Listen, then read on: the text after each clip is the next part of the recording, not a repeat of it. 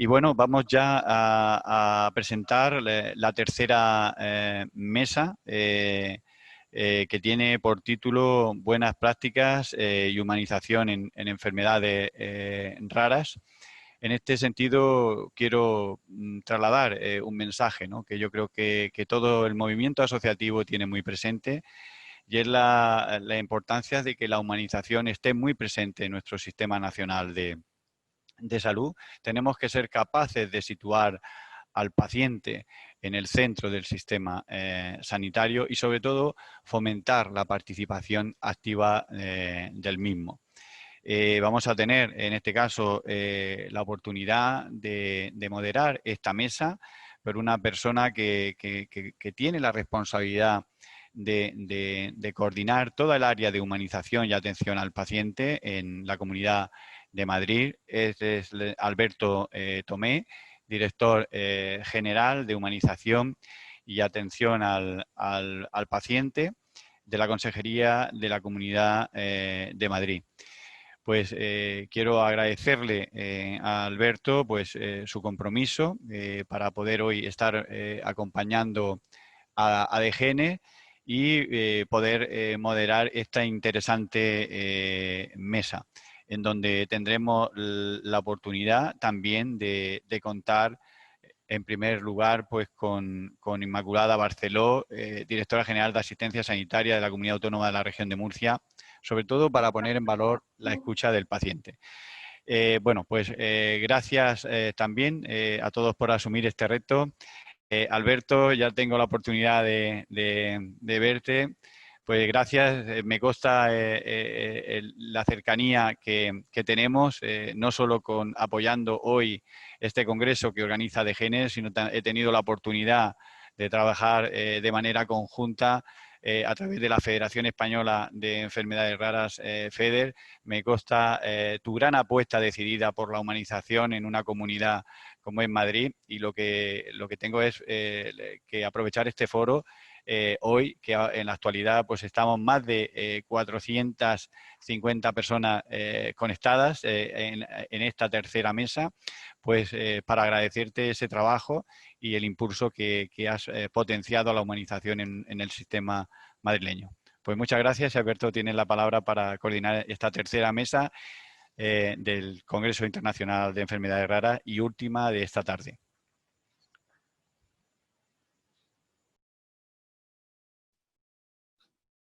Vale. Bueno, pues muchísimas gracias, Juan. Muchísimas gracias por tus palabras y muy buenas tardes a todos. Y enhorabuena, Juan, pues como dices, por esa enorme participación con casi 500 participantes. Muy buenas tardes a todos y bienvenido a esta mesa redonda que va a dar comienzo a continuación con el título Buenas prácticas, humanización en enfermedades raras, dentro de este 13º Congreso Internacional de Enfermedades Raras, que se celebra desde ayer y hasta mañana jueves. Para los que no me conozcáis, soy Alberto Tomé, soy el director general de Humanización y Atención al Paciente de la Consejería de Sanidad de la Comunidad de Madrid, y esta tarde, como os digo, tengo el inmenso honor de moderar esta mesa gracias a la invitación de la Asociación de Enfermedades Raras y del presidente del comité organizador de este congreso y de la Federación Española de Enfermedades Raras, Juan Carrión. Muchísimas gracias. Un encuentro organizado en colaboración de la Universidad Católica de Murcia, que ya es un referente a nivel internacional en la formación de enfermedades raras, y por el que quiero felicitar a todas las personas por ese empeño que habéis puesto, toda la ilusión para superar las barreras que la COVID nos impone y que podáis manteneros fieles a esta cita anual.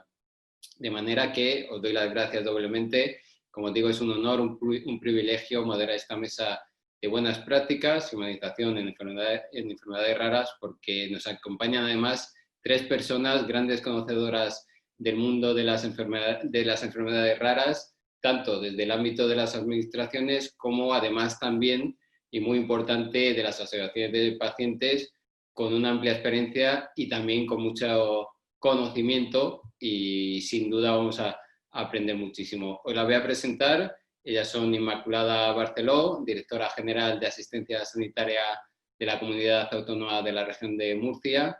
Buenas tardes, Inmaculada. Voy a dar si te parece, Inmaculada, voy a dar unas pinceladas. Buenas tardes. Hola, Inmaculada. Inmaculada es licenciada en Medicina y Cirugía, es especialista en Medicina Familiar y Comunitaria y además es máster en Cuidados Paliativos y Tratamiento Soporte del Enfermo Terminal. Ha ocupado la subdirección del Área 6 de Murcia y de Continuidad Asistencial del Área 1 de Murcia Oeste, además de coordinadora médico en 2 centros de salud en la región. Y también está con nosotros María de Pablo Salgado, presidenta de la Asociación de Atención a las Personas con Parálisis Cerebral y Afines, ASPACE. Bienvenida, María, que estás por ahí también. Pues, también voy a dar unas pinceladas de María. María, en 2008 nació su hija Celia, que a los 6 meses de nacimiento comenzó con problemas gástricos que llevaron a María a dedicarse a su cuidado, pero también al cuidado de otros, porque desde entonces ha formado parte de diversas entidades, implicándose activamente en ellas, desde AERMI, ASPACE Segovia, entidad que preside, pero siempre colaborando con iniciativas como la Fundación Madre Ñaperas, donde junto a otra mamá, junto con Nati, mostraban a las familias las adaptaciones caseras para facilitarles la tarea de atender y que las llevó a participar en las jornadas internacionales de tecnología de bajo coste, donde recibieron un premio por una iniciativa que ahora nos tienes que contar, María. Y también deciros que María ha sido representante de FEDER en CERMI, tiene mucho que contarnos sobre la defensa de derechos y proyectos innovadores dentro de su asociación. Y también, gracias María, estamos deseando escucharte. Y nuestra tercera ponente es Carla Ruiz de Castilla, directora de la asociación, ya te estamos viendo, la asociación Esperantra de Perú. Muchísimas gracias, Carla, por tu asistencia y estar aquí compartiendo esta mesa con nosotros. Os voy a hablar sobre Carla. Carla es máster en Economía y Administración de la Universidad Sapienza de Roma y ha seguido una especialización de Evaluación de Tecnologías Sanitarias, HTA, en la Universidad de Piura. Forma parte, además, del Comité de Expertos en Enfermedades Poco Frecuentes de APEC, el Foro de Cooperación Económica de Asia-Pacífico, y es miembro del directorio ALIBER, Alianza Iberoamericana de Pacientes, y de Rare Diseases International. Carla es además conferenciante internacional y líder en programas de capacitación para paciente experto del Latin American Patient Academy. Y como te decía, Carla, un privilegio contar contigo además en esta mesa. Muchísimas gracias, Alberto. Pues nada, antes de escucharos, Inmaculada, María, Carla, me gustaría contaros, si me permitís brevemente, porque considero que es importante y por qué es tan importante que se celebren estos encuentros en torno a las enfermedades, a las enfermedades raras y la humanización en su abordaje, como vamos a hacer esta tarde en esta mesa.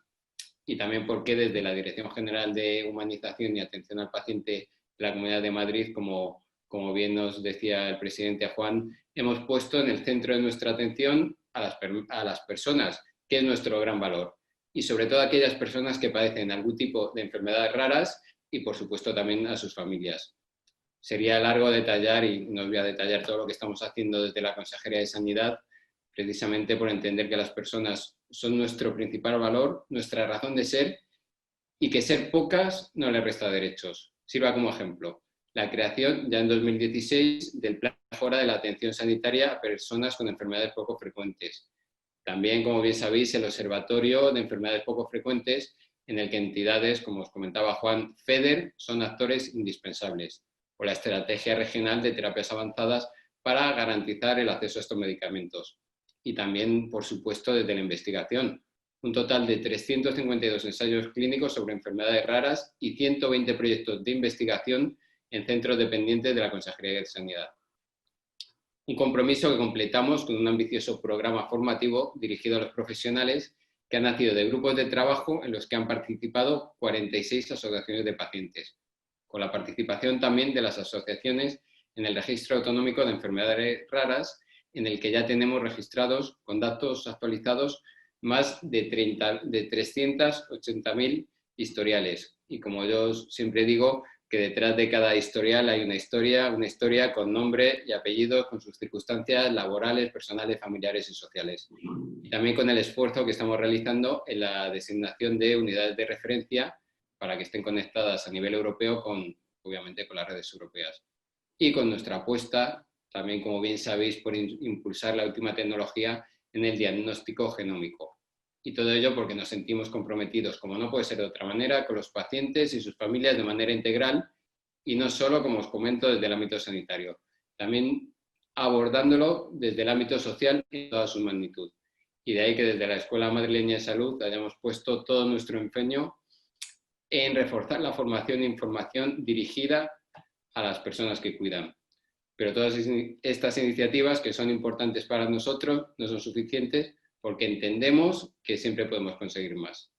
Así que, si os parece, vamos a comenzar con el turno de intervenciones. Si os parece.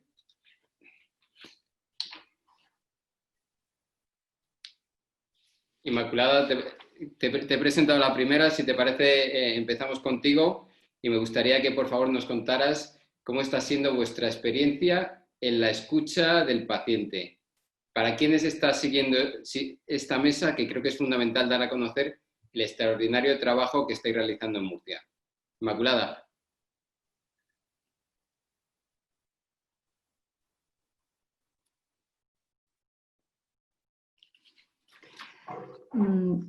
Muchas gracias, Alberto.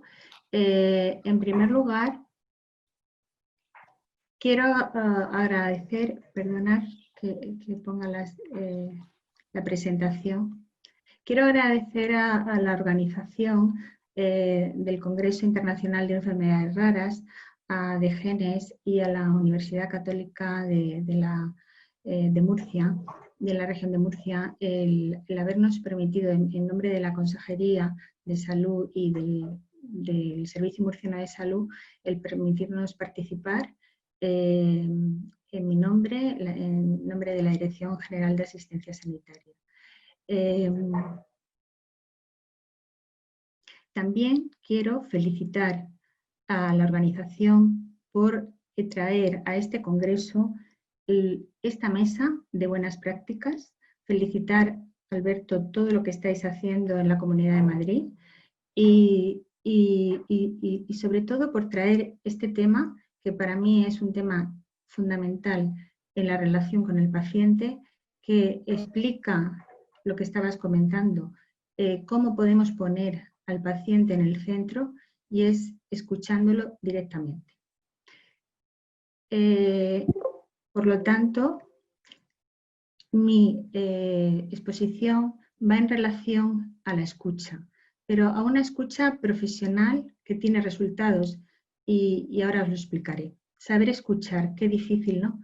Es el principio más importante y difícil de todo proceso comunicativo. Y sin embargo tenemos pistas, ¿no? Tenemos 2 ojos y una boca. Es decir, deberíamos, cuando atendemos a una persona que está pasando, que está con un proceso de una enfermedad rara, evidentemente, y a su familia, es muy importante escuchar el doble de lo que se habla.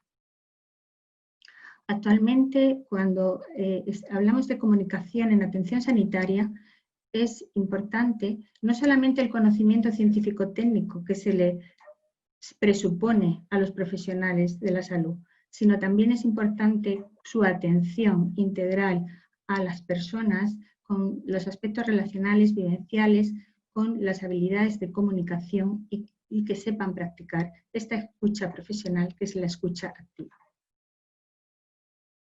Por lo tanto, en toda base de atención sanitaria está el proceso de salud-enfermedad y además hay una interacción entre personas.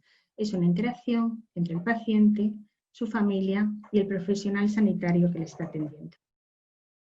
En esa interacción, el proceso de salud-enfermedad es una pérdida y, como toda pérdida, va a sufrir las fases de las pérdidas, de los duelos. Es la pérdida de la salud y ahí vamos a tener esa fase inicial que tiene el paciente de negación. No puede ser que me esté pasando esto, habrá un error, va a haber esa fase de rabia que es un motor real y que también ayuda tanto a las familias a luchar, a trabajar por conseguir los derechos, la visibilización de estas personas con enfermedades raras, que se conozca en la comunidad, que se conozca en la sociedad lo que están sufriendo, que tengan sistemas adaptados. Y luego también vendrá esa fase de depresión, de bajo ánimo, cuando uno va entendiendo cómo tiene que ir surcando por la vida con esta enfermedad y, por último, llegará a la fase de aceptación. Con todos estos procesos de escucha, de habilidades de comunicación interpersonal, queremos llegar a que la familia, la persona afecta con la enfermedad rara, pueda llegar a esa fase. ¿Qué es la escucha activa? La escucha activa es la habilidad de escuchar con atención, con concentración, no solo lo que la persona nos está expresando verbalmente, sino también todos los sentimientos, todas sus ideas, todos los pensamientos que los están acompañando. Para llegar a entender a esa persona con la que estamos comunicándonos, necesitamos la capacidad de ponernos en su lugar, de entender cómo lo vive ella. Eso es una actitud empática. La empatía es una capacidad de comprender los sentimientos y los pensamientos del otro, pero desde su perspectiva, de su vivencia, desde sus valores, desde sus creencias, y además hacérselo saber. Necesita una congruencia del lenguaje verbal y no verbal. No olvidemos que siempre expresamos más con el lenguaje no verbal que con el lenguaje verbal. Y el lenguaje no verbal, que es el que no engaña, es el que mejor expresa esa actitud empática. ¿Cómo podemos realizar una escucha activa?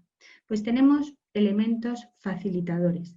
En primer lugar, vamos a ver un poco los elementos facilitadores no verbales, que, como hemos dicho, son los que más expresan en la comunicación. Para hacer una escucha activa es necesario que estemos centrados en el aquí y en el ahora, delante de esa persona que vamos a dar todo lo mejor de nosotros mismos para poder atenderla adecuadamente. Tenemos que fijarnos con la mirada, mirándola a los ojos, con una expresión acogedora, con una expresión corporal relajada, abierta y cercana. Y fijarnos en toda su expresión, en su lenguaje no verbal y en su lenguaje verbal. Para ello necesitamos una acogida, con esa sonrisa neutra, dar la mano, ahora no por el tema de la pandemia, pero podemos ponernos la mano en el corazón, hablarle por su nombre, que entienda que estamos ahí para ayudarle en todo lo que podamos. Y siempre empezar con preguntas abiertas. ¿En qué le podemos ayudar? La mirada dice muchísimo de nuestro interés, de nuestra atención. Es muy importante cuando escuchamos esa mirada a los ojos y también observar la mirada de nuestro paciente, del paciente que tenemos delante, de su familia, porque nos va a decir mucho de su estado de ánimo y su situación, cómo está viviendo esa situación. El tono de la voz también es muy importante, porque tiene que ser un tono piano y moderado, como si fuera una partitura.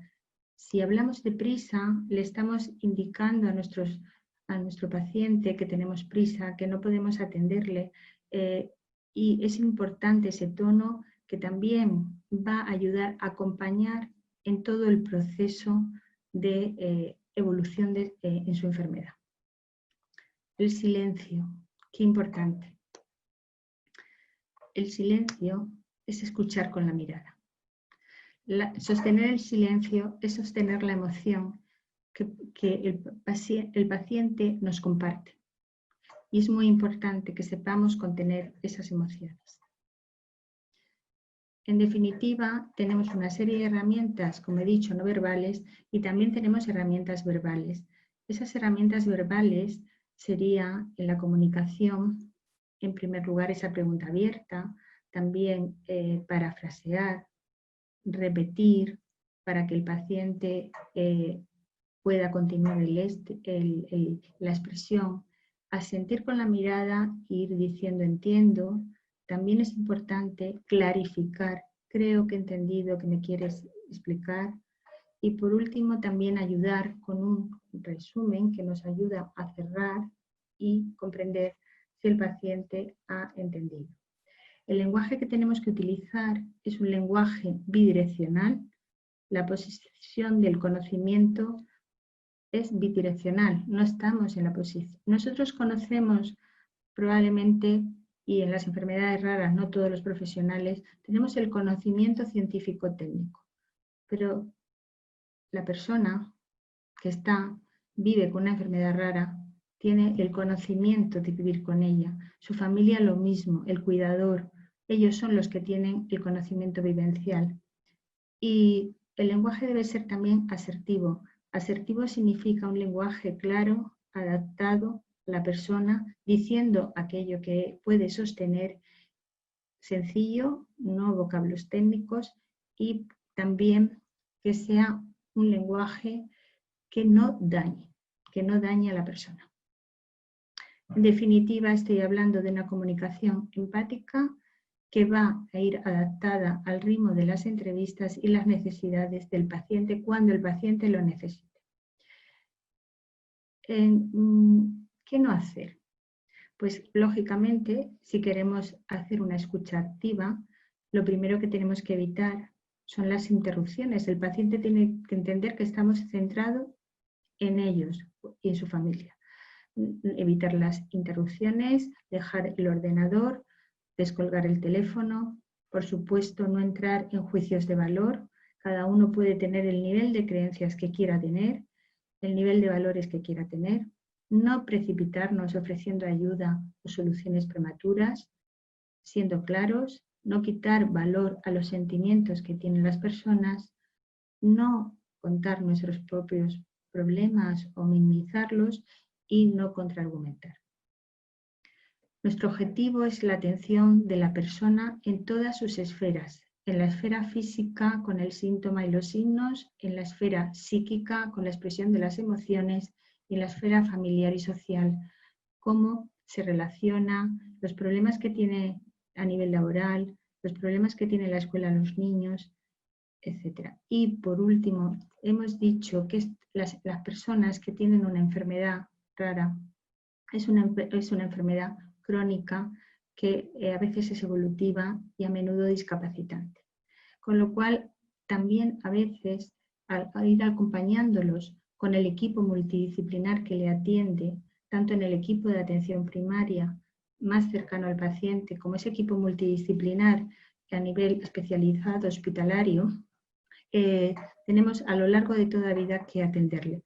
Y probablemente lleguemos a atenderle en el final de la vida, donde ya también tendríamos que hacer una atención a su esfera espiritual. Y también a la familia en la fase de duelo. ¿Por qué tenemos que hacer este tipo de escucha? Pues en primer lugar porque mejora la satisfacción del paciente y la familia, mejora la satisfacción del personal sanitario y la percepción de la competencia personal por parte de los mismos, produce una mayor efectividad a nivel terapéutico y produce una mejora del resultado clínico y del pronóstico de la enfermedad. Escuchar al paciente con enfermedad rara es fundamental. Los pacientes con enfermedades raras son expertos en su enfermedad. Viven situaciones en las que a menudo hay falta de conocimiento médico o conocimiento de la enfermedad con la que viven debido a esa condición de rara. Además, los pacientes con enfermedad rara desarrollan conocimientos sobre las opciones de tratamiento y de atención que precisan y debemos escucharles. La voz de un paciente en una enfermedad rara es fundamental en un proceso de toma de decisiones con respecto a sus opciones de tratamiento y de cuidado. Es decir, la comunicación, como he dicho antes, debe ser bidireccional. Y también es muy importante escuchar a los pacientes a través de las asociaciones en los procesos regulatorios de los medicamentos. No quiero olvidar la atención al paciente pediátrico. 3 de cada 4 casos de enfermedades raras se dan en niños en edad pediátrica Y aquí la comunicación es una comunicación del profesional sanitario con la familia, pero el centro es el niño. Necesita un seguimiento continuado, centrado en todos sus aspectos evolutivos y adaptativos a su proceso de enfermedad. Los padres frecuentemente se van a tener que tomar unas decisiones difíciles en relación al tratamiento de su hijo o de su hija y enfrentarse a condiciones incapacitantes a veces que les va a producir una pérdida de la expectativa que habían tenido para ese hijo o para esa hija. Aquí es fundamental también esa información adecuada, adaptada, para poder obtener, poder contener al complejo niño-familia y conseguir un grado de colaboración satisfactorio. Sabemos que es fundamental la colaboración de la familia y el cuidado de la familia para poder llevar la mejor evolución posible. Y luego una adecuada atención a los múltiples problemas a los que se van a enfrentar estos niños y sus familias va a ayudar a minimizar los daños. En definitiva, lo que hemos estado comentando hasta ahora es el lenguaje asertivo, adaptado, es exactamente igual para el niño, pero con la peculiaridad que tenemos que adaptarlo a cada momento. Y aquí el lenguaje no verbal es fundamental porque los niños leen mucho mejor que los adultos el lenguaje no verbal. Si hay una congruencia y tenemos que hacerlo adaptado, siendo sinceros a lo que nos preguntan, lo más sinceros posible, con un lenguaje adaptado a lo que pueden entender y sostener el niño, la niña o su familia. Y luego algo que es fundamental, la accesibilidad. La accesibilidad cuando atendemos a personas con enfermedades raras, a niños y a niñas con enfermedades raras, es fundamental esa disponibilidad tanto para los niños y que la familia, por el equipo cercano de atención primaria o bien por el equipo multidisciplinar, y no solo atender a un protocolo, a un proceso. Por último, no quiero olvidar tampoco la escucha institucional. La escucha institucional que gracias a esa escucha se estableció la estrategia de enfermedades raras del Sistema Nacional de Salud ya hace muchísimos años, en el año 2009, con una revisión en el año 2014, y en Murcia, en la región de Murcia, pusimos en marcha el Plan Integral de Enfermedades Raras de la región de Murcia en el año 2018, con la colaboración de distintas administraciones públicas implicadas en la atención a estas personas, como son la Consejería de Salud, la Consejería de Política Social, para hacer la atención sociosanitaria y la Consejería de Educación. Y establecimos un sistema de información de registro de las enfermedades raras en Murcia. En definitiva, es un enfoque a los registros para saber qué población tenemos afectada, para hacer un diagnóstico precoz, para establecer los tratamientos, medidas de prevención, atención integral y multidisciplinar, una atención sociosanitaria integrada también, con un desarrollo de la investigación y de la ética, con formación del profesional sanitario y, por último, desarrollo de sistemas de información. En conclusión, la base de la atención sanitaria es la interacción que tiene el paciente, la familia y el profesional sanitario.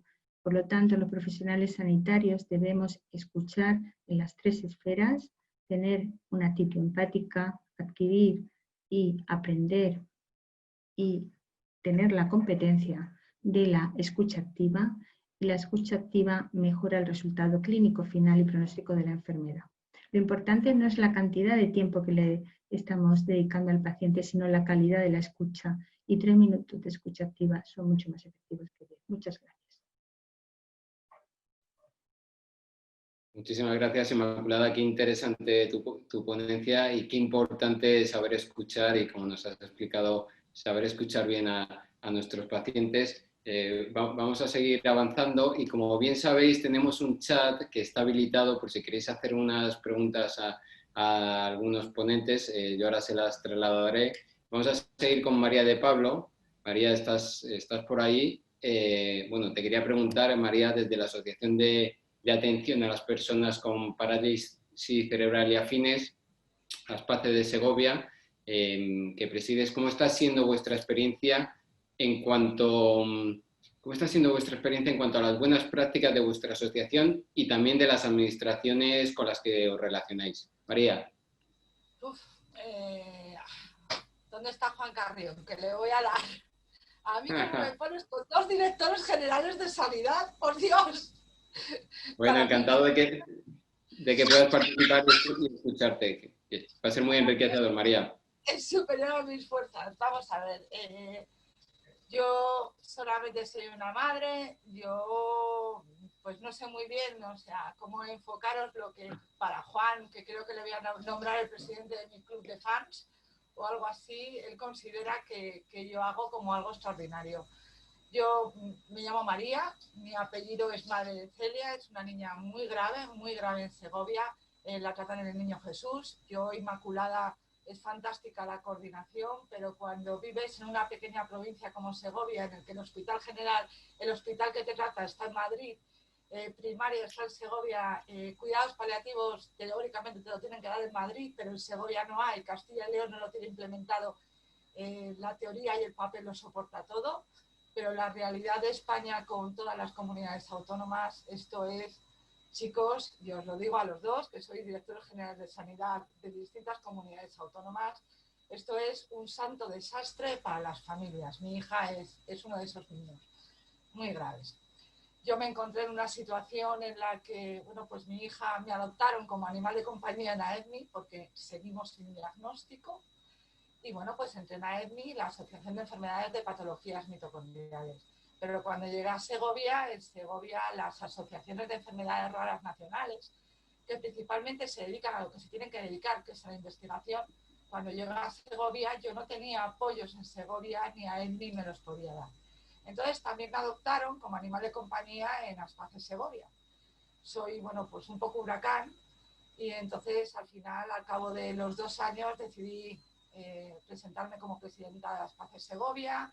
No teníamos ni tan siquiera local, no somos los grandes Aspaces que conocéis en Murcia o los Aspaces que conocéis o la Fundación Bogat. Bueno, somos pues como nuestra ciudad, chiquitita, somos todo chiquitito, no teníamos ni local. Entonces, bueno, pues desarrollamos entre otra madre, Carmen, la madre de Mario y yo, un proyecto que se llamaba Cuidados Profesionales en Entornos Domiciliarios. Como no teníamos local, decidimos que íbamos a hacer los locales, todas las habitaciones de todas las casas de los miembros de Aspace, entendiendo Aspace como parálisis cerebral y enfermedades raras. Porque también descubrimos que dentro de la Aspace Segovia, que era parálisis cerebral, el 80% eran enfermedades raras. Es que parálisis cerebral como tal, como la definición médica que tiene, eran los mínimos. Entonces, había un montón de enfermedades raras que ni tan siquiera estaban asociados a su asociación nacional de referencia. Y entonces, bueno, pues empezamos la casa por los cimientos. Empezamos a dar fisiólogo, terapia ocupacional, bueno, pues lo que necesitaba una niña y lo que necesitaba el hijo de mi amiga, que tenían, pues eso, 8 meses y que aquí no teníamos opción a prestarlo. Porque lo que descubrimos es que nos daban el informe del médico rehabilitador, veníamos a casa con un informe de un médico rehabilitador y resulta que la fisio que me ponía en ese informe nadie me la prestaba. La logopedia que me ponía en ese informe nadie me la prestaba, ni educación, ni sanidad, ni nadie.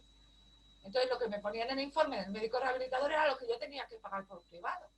Entonces, bueno, pues montamos este proyecto que se llama Cuidados Profesionales en Entornos Domiciliarios y con toda nuestra inocencia del mundo, porque no voy a decir otra cosa, más inocentes que el asa de un cubo, pedimos cita a la consejera de Servicios Sociales de Castilla y León, Milagros Marcos, nos dio cita y allá que nos fuimos las dos. La dejamos el proyecto y bueno, claro, nosotros no teníamos para nada estructurado todo cómo funcionaba el tercer sector, o llamado así, todo lo que son los Aspaces, la Federación Aspace Castilla y León, Aspace Nacional, bueno, todo eso no lo conocíamos nuestros casos y nuestra realidad es Segovia. Entonces empezamos por intentar que cada niño que teníamos con una enfermedad rara, lo fundamental era que se asociase a su asociación nacional para que estuviera informado de los médicos especialistas, los centros de referencia, su enfermedad y demás. Bueno, pues esto ya no debió de ser al uso. que una especie de parálisis cerebral llevase por bandera las enfermedades raras, bueno, pues no debía de ser ya hace 10 años muy al uso. Nosotros empezamos, ahora ya es muy consciente de que todos los espacios reconocen que tienen enfermedades raras y bueno, pues ahí empezó, yo creo que el gran éxito o ventaja competitiva de nuestra asociación.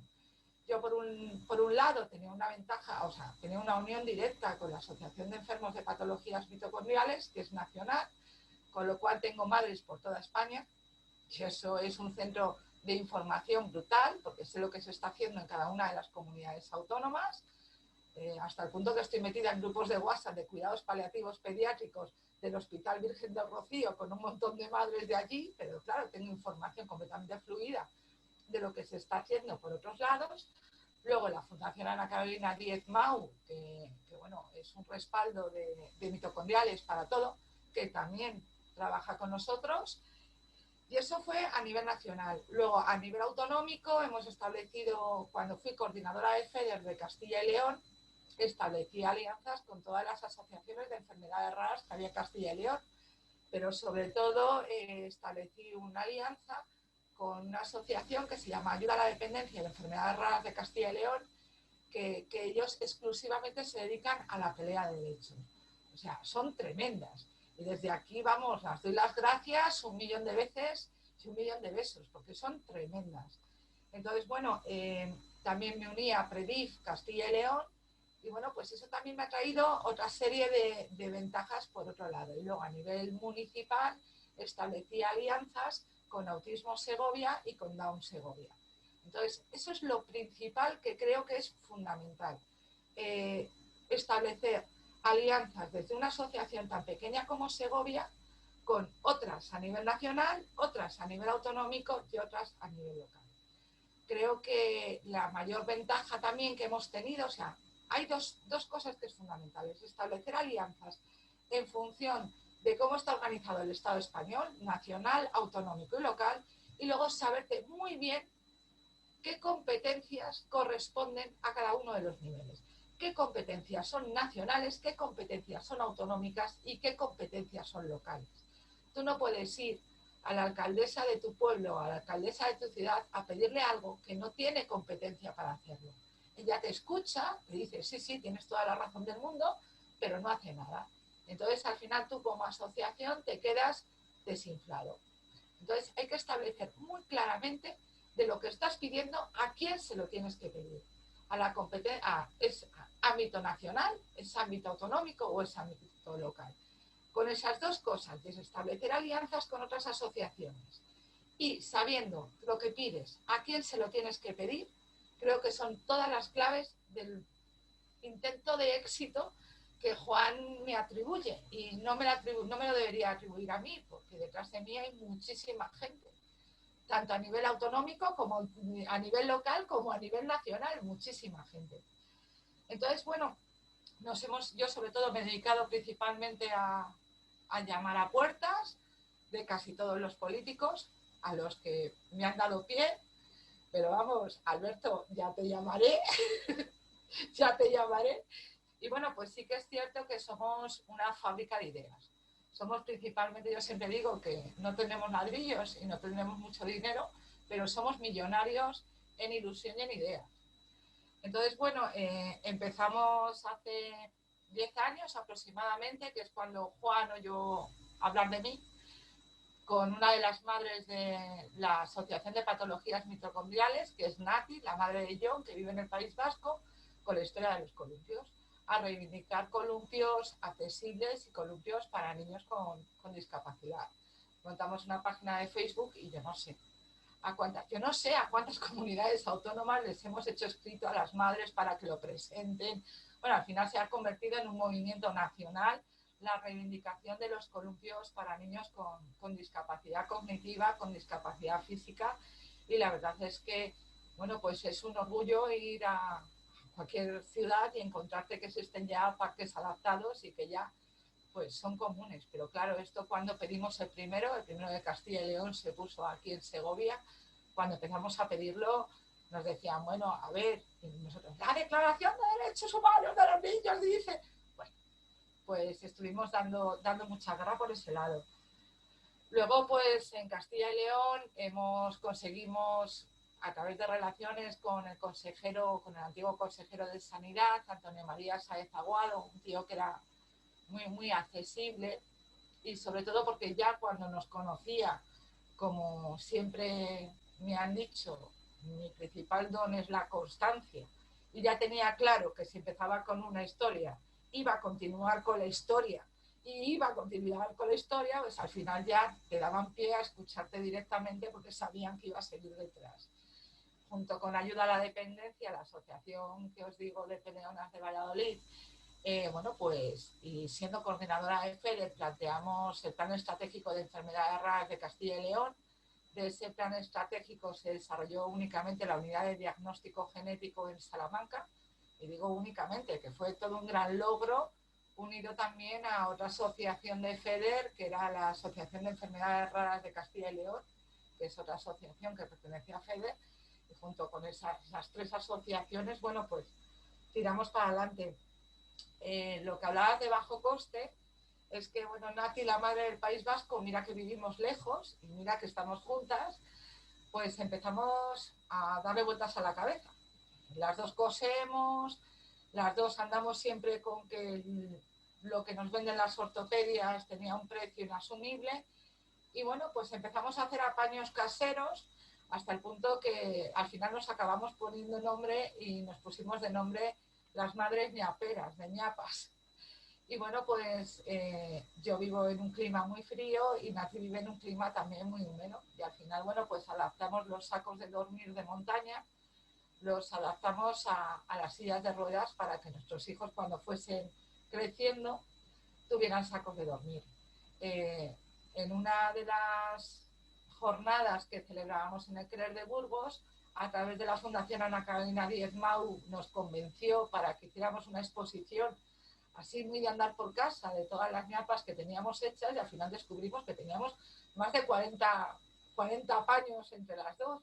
Bueno, nos grabó y así llegamos a las jornadas internacionales de tecnología de bajo coste para personas con discapacidad en Albacete.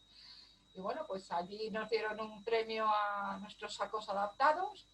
Y bueno, pues al final allí hemos creado una comunidad que funciona todo el año con unos grupos de WhatsApp de bajo coste en el que estamos las madres y padres todo el santo día, os lo juro, todo el santo día, compartiendo apaños, diciendo tengo tal problema, tal otro, cómo me ayudáis a solucionarlo y demás.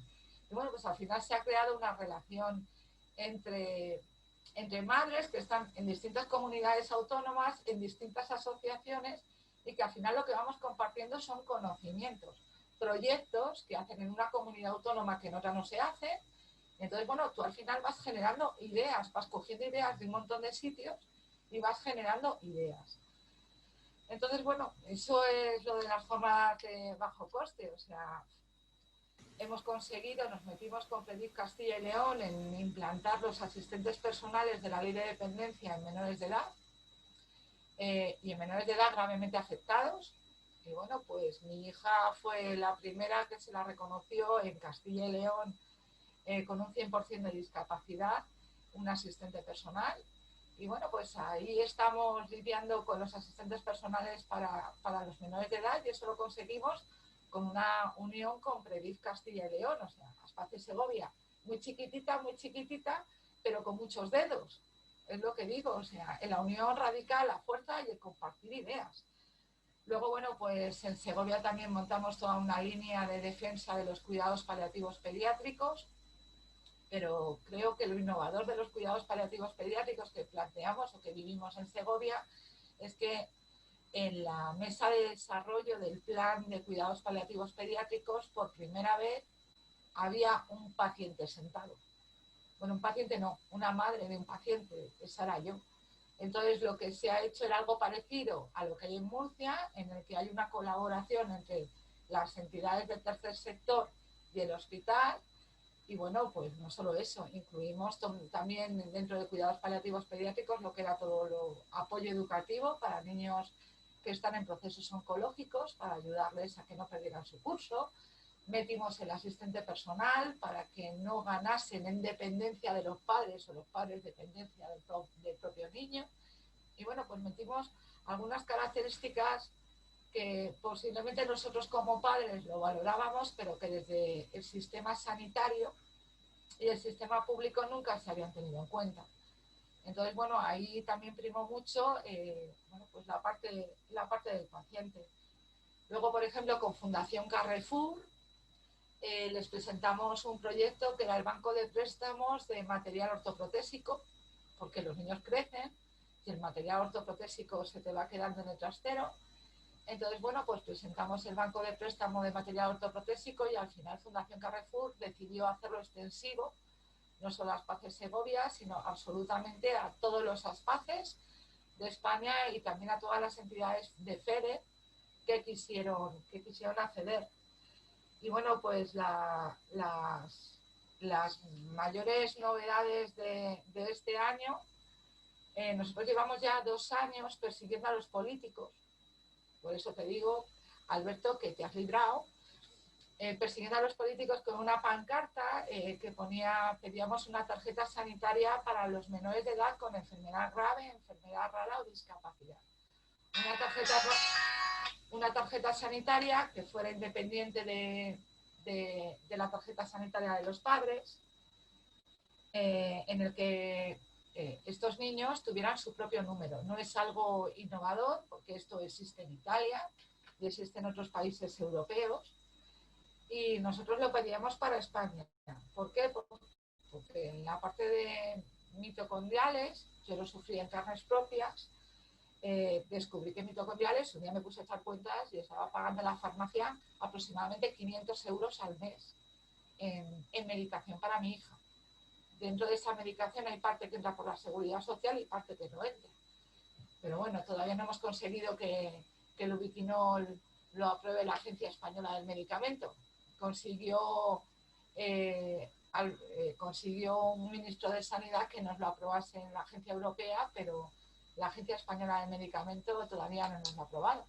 Pero bueno, ahí empezamos con la lucha, con nuestra bonita pancarta y pequeña, porque solamente íbamos 2 madres, y nos dedicamos a perseguir absolutamente a todos los políticos.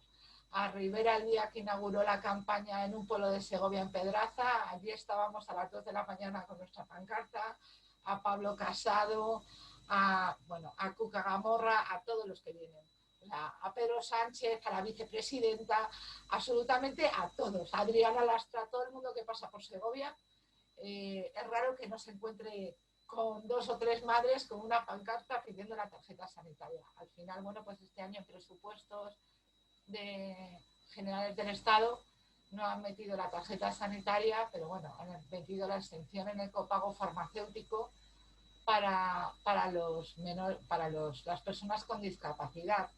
No era exactamente lo que pedíamos, pero bueno, y nosotros además incluíamos una lista mucho más amplia que eran las enfermedades raras.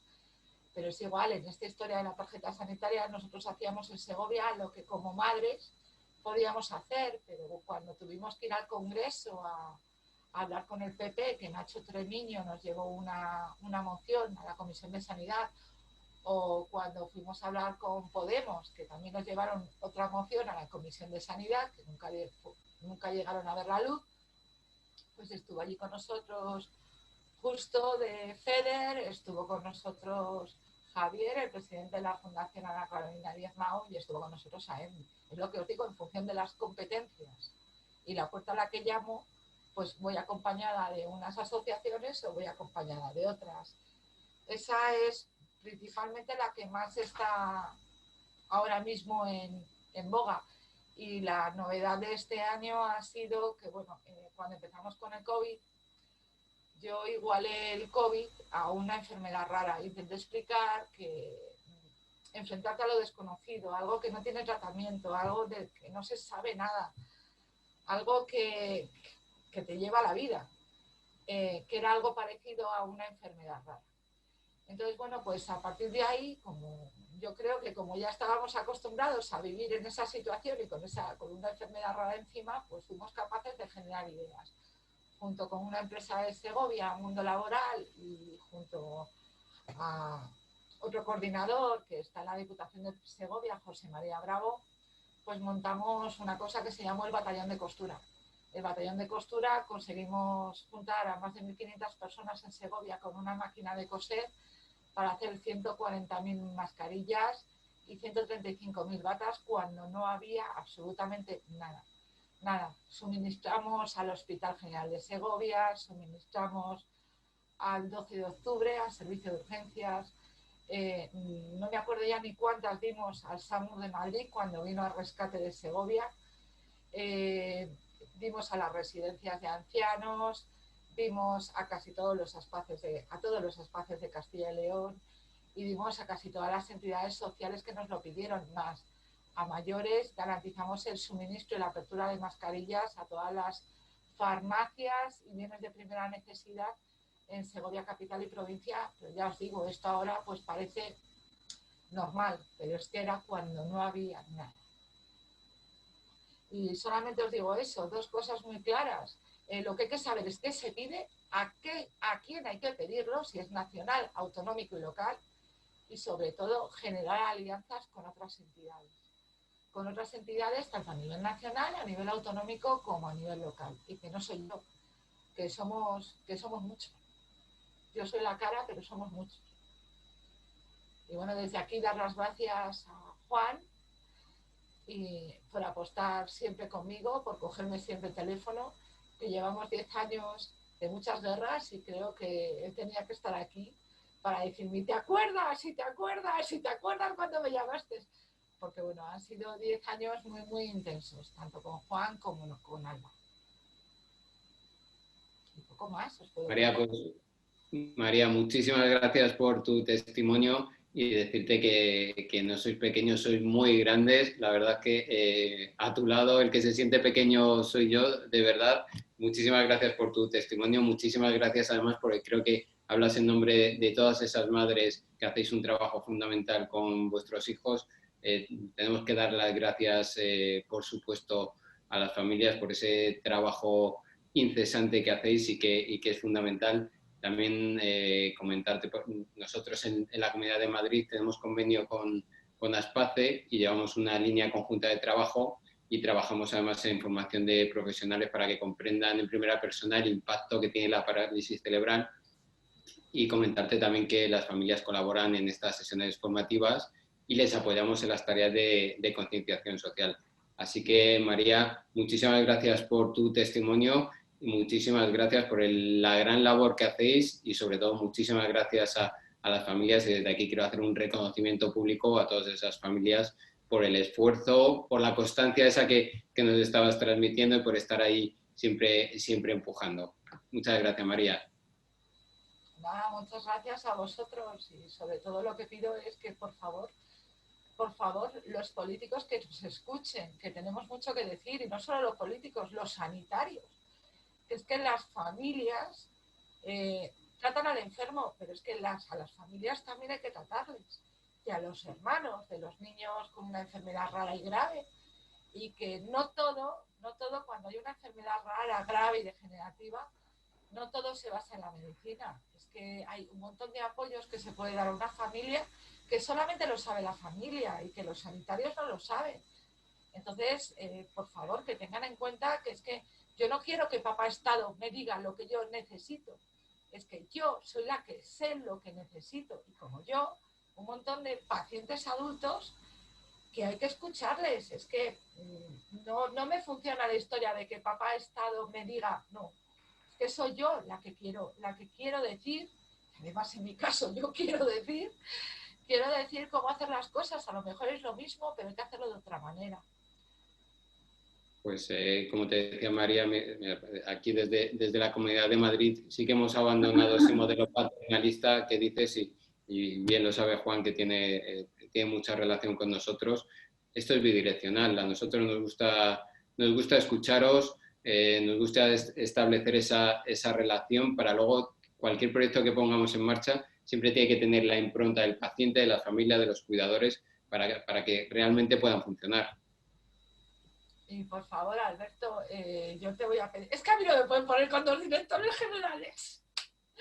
Alberto, te voy a pedir un favor, o sea, yo no sé qué va a pasar y cómo va a pasar esta historia de las canalizaciones desde una comunidad a otra. Va de mal en peor, o sea, va de mal en peor. Mientras que no haya fondos de cohesión interterritorial, esto va de mal en peor.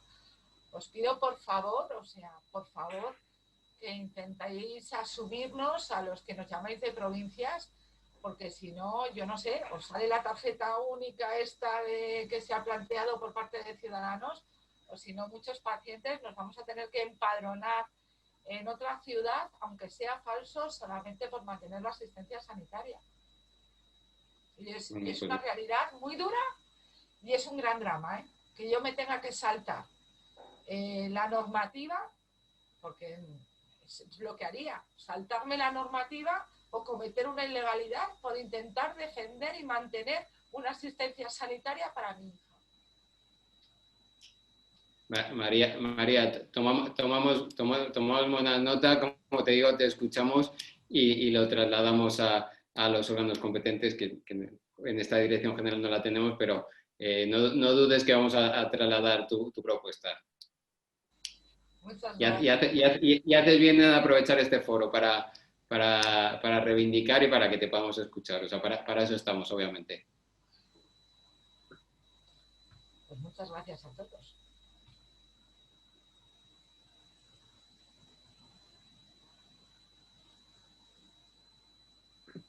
Ahora. Pasamos el turno a Carla Ruiz de Castilla. Carla, ya te veo que estás por aquí.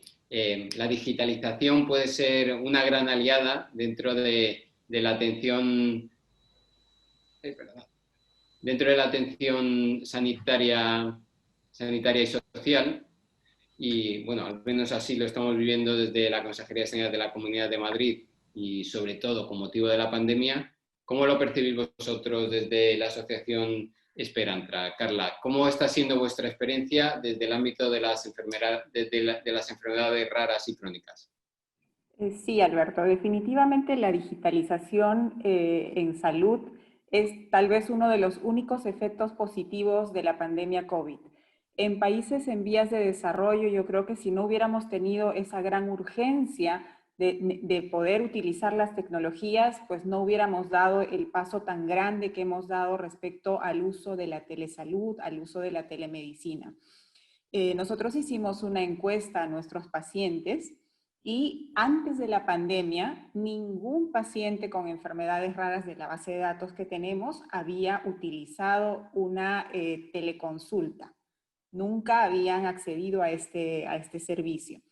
Luego, durante la pandemia, empezamos con un 11% que iba subiendo paulatinamente y no necesariamente era brindado por el seguro público, ¿no? En algunos casos, la desesperación por la falta de acceso pues hizo que algunos pacientes tuvieran que generar un gasto de bolsillo para poder acceder a una orientación médica.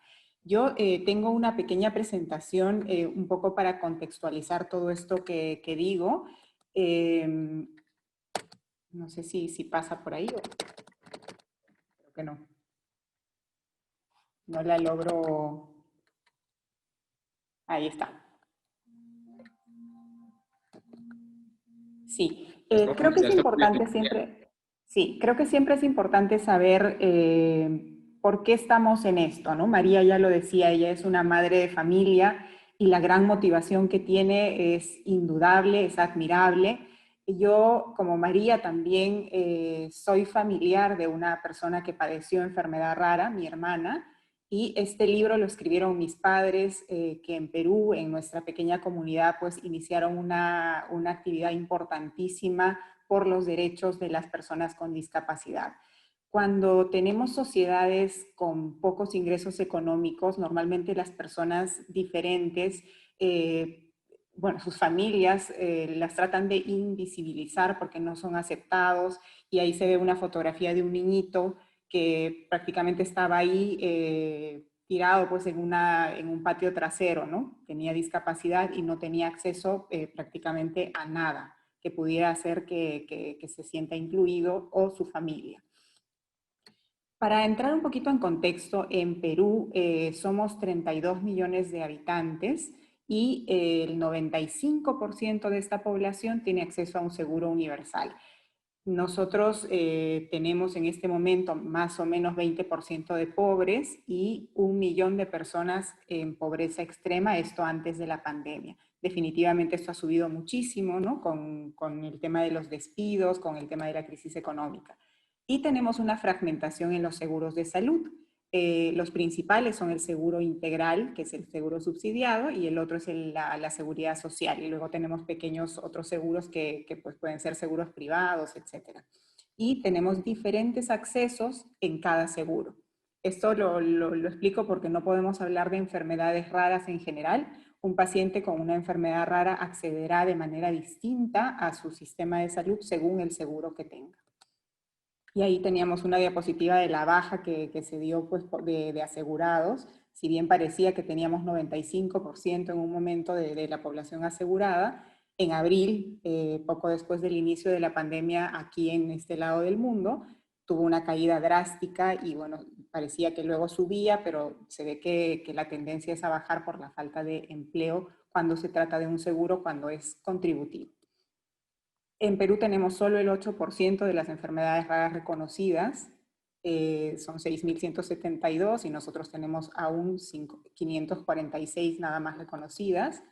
Y la telesalud pues dio, Alberto, un salto grandísimo en nuestro caso porque calcula que en Perú, de los 32 millones que somos, solo hay 12 millones de líneas telefónicas. Y, ¿qué te digo del Internet? Solo 10 millones de peruanos, o sea, 1/3 de los peruanos nada más tiene acceso a Internet. Con lo cual, si pensamos en un tema de teleconsultas o teleorientaciones virtuales, por ejemplo, por una plataforma tipo Zoom o por una plataforma de cualquiera de estas que existen, ¿no? Para este uso, no son aplicables en un país tan diverso como Perú o como algunos otros países latinoamericanos. Entonces, ¿por qué se ha optado por utilizar el teléfono? Casi todos tienen línea telefónica, pero no todos tienen internet. Entonces se ha tenido que lidiar también con eso, ¿no? Si ya el doctor no lo puede ver, ni siquiera por telellamada, pues a lo mejor era simplemente un audio o una llamada telefónica para poder saber qué estaba pasando con ese paciente. Y eso ha sido un reto, pero definitivamente también ha acercado mucho a poblaciones que no hubieran podido acceder a ningún tipo de servicio. Calcula que en toda nuestra población solo hay 30 genetistas, entonces tenemos bastantes dificultades todavía que ir encaminando respecto al tema de la atención de enfermedades raras, al diagnóstico y a muchos aspectos, pero relacionado a la evolución del uso de las tecnologías, definitivamente pues hemos dado un salto grandísimo y esto debido al coronavirus. Ahí explicábamos un poquito lo que nosotros hemos hecho como organización de pacientes es generar información acerca de qué es la telesalud, en qué casos se puede utilizar. Hay diferencias, ¿no? Hay un tema que es la teleconsulta con el médico, la teleinterconsulta, que es de profesional de salud con otro profesional de salud, el telemonitoreo, que bueno, así le llamamos nosotros, que normalmente es un personal de salud de primer nivel que mira qué está pasando con el paciente, la teleorientación también. Y en nuestro manual nosotros especificábamos bastante claramente, porque en un momento todos creyeron que si los pacientes no tenían acceso a los hospitales directamente, por el tema de la inamovilidad, no podíamos salir de nuestros domicilios, los pacientes crónicos no tenían ni siquiera cómo acceder a una consulta con un profesional de salud y conocer si estaba bien, si lo que ellos estaban sintiendo era una emergencia o no lo era, o si tenían que tomar la medicación o mejor suspender hasta que todo se pudiera normalizar. Bueno, ahí hubo una confusión, ¿no? En un momento cuando sale la telesalud, se piensa que casi todo podía ser atendido por telesalud. Y había un riesgo, ¿no? Porque los casos de urgencias o emergencias no pueden perder tiempo esperando que haya una cita con el médico vía estas tecnologías, sino tienen que más bien acudir directamente al centro médico para poder ser evaluados. Entonces, había un reto ahí en este tema de la información, otro reto en el tema del acceso, de cómo iban a poder tener la videollamada, etcétera. Y bueno, otros temas también cuando se requieren exámenes físicos o exámenes médicos de apoyo, y en el caso de pacientes con algunas condiciones que impidan el uso de las tecnologías, la necesidad de tener un acompañante que pudiera pues hacer la conexión, etcétera. Y ya lo mencionábamos antes, el acceso al internet o a la telefonía, y algunos otros factores técnicos externos como en temas de extrema pobreza, que no pudiera haber un ambiente adecuado para poder desarrollar una teleconsulta, digamos, con todas las especificaciones para que pueda un médico estar tranquilamente conectado con el paciente y hacer una llamada, ¿no? Los tipos de atención que se pueden recibir utilizando la telesalud y nosotros identificamos fue la atención médica general, como visitas de chequeos regulares, cuando el paciente está estable, cuando el paciente simplemente necesita una receta médica, por ejemplo. Las visitas de orientación sobre su diagnóstico y sobre sus medicamentos, asesoría nutricional y consejería sobre salud mental. El encierro definitivamente hizo que algunas situaciones se exacerbaran, ¿no? Hay unos porcentajes muy altos de divorcios, de maltratos en casa. Creo que pues, el tema de la pandemia necesita tener un soporte en consejería de salud mental. En Perú avanzamos mucho porque hay una estrategia de salud mental que está apoyando bastante a todas las patologías en general. Y creo que es muy importante resaltar que la telesalud no solamente va vinculada al acceso a un profesional médico, sino también que el rol de las organizaciones de pacientes, el rol que podemos cumplir como organizaciones de pacientes es fundamental en cuanto a la educación de los pacientes en el health literacy, que sepan cómo ser pacientes, que sepamos cómo navegar en el sistema de salud, aún en este entorno de pandemia que pone muchos retos, pone muchas más dificultades, porque un paciente ya es bastante más propenso a desarrollar una enfermedad grave por coronavirus que una persona de a pie. Entonces, definitivamente hay mucho miedo por parte de los pacientes en general de poder acudir al establecimiento de salud. Los establecimientos de salud han tenido que desarrollar un sistema nuevo de separación de flujos, ¿no? Los pacientes COVID en una zona, los pacientes no COVID por otro lado, para poder cuidar a los pacientes crónicos, y no por el hecho de haber telesalud o teleconsultas se justifica el hecho de que los pacientes no estén recibiendo sus tratamientos, porque eso hace que ellos se deterioren. Entonces, aun cuando existe el riesgo, tomando todas las precauciones, siempre el consejo es de adherir al tratamiento y de poder siempre recibir la atención médica adecuada y a tiempo. Los retos principales que tenemos nosotros como Perú son la atención primaria, que se logren identificar, diagnosticar las enfermedades, que se consoliden los servicios de genética en todo el Perú, que aumenten la capacidad de diagnóstico, principalmente con centros de referencia que podrían ser pues algunos centros que ya están atendiendo enfermedades raras, capacitar a los evaluadores de tecnología sanitaria sobre cómo enfocar este tipo de nuevos tratamientos. En Perú, por ejemplo, las evaluaciones de tecnologías sanitarias han constituido desde hace ya varios años una verdadera barrera para el acceso de los pacientes a nuevas tecnologías. No se evalúa una compra de una silla distinto que una compra de un medicamento de alto costo, por ejemplo. No hay una diferencia. Y bueno, ahí se aconseja utilizar algunos otros criterios, ¿no? Puede ser un multicriterio, el valor social que puede tener cubrir una enfermedad rara o una enfermedad catastrófica. Tenemos que avanzar un poquito en ese sentido. Y por supuesto fomentar la descentralización de la atención y el uso de las nuevas tecnologías. Es importante que el paciente que ya tiene que tener, digamos, tantos... confrontarse con el tema de la atención de un paciente con una enfermedad compleja, el tener que además tener que acudir a la capital del país para recibir alguna atención, hace que esa familia entre en quiebra, ¿no? ¿Quién paga esos pasajes? Cuando llegan, ¿quién los hospeda? uno de los padres posiblemente deja de trabajar y bueno, esto ya lo sabemos todos. Entonces es muy importante que exista atención cercana a donde se encuentran los pacientes.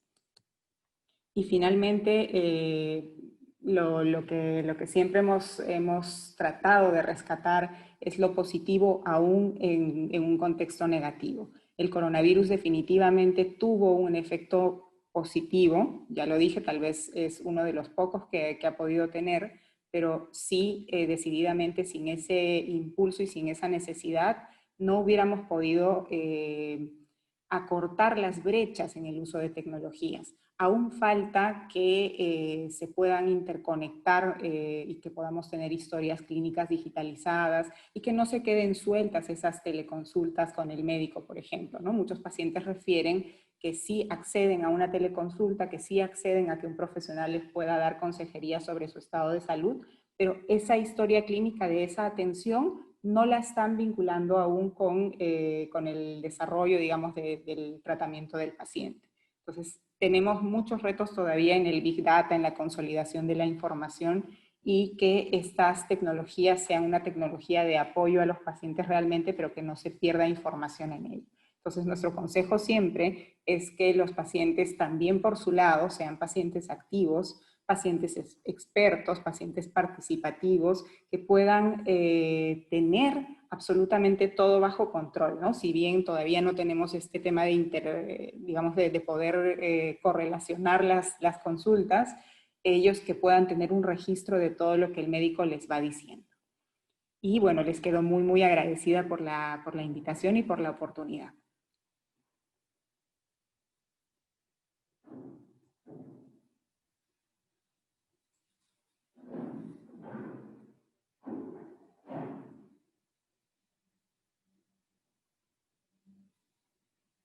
Alberto, yo no te oigo. Ahora, perdón, no tenía el micrófono cerrado.